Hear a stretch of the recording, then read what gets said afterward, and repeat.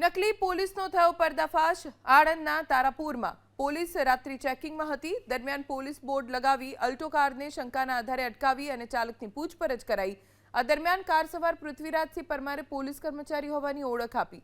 જો કે કડક પૂછપરછ કરતા પૃથ્વીરાજસિંહે કબૂલાત કરી કે તે નહીં પરંતુ તેનો ભાઈ અમદાવાદ સિટી પોલીસમાં કોન્ટ્રાક્ટ પર કાર ચલાવે છે। હાલમાં પોલીસે ગલણિયા ગામના બોગસ પોલીસ બની બેઠેલા પૃથ્વીરાજસિંહ પરમાર સામે ગુનો નોંધી કાર જપ્ત કરી છે।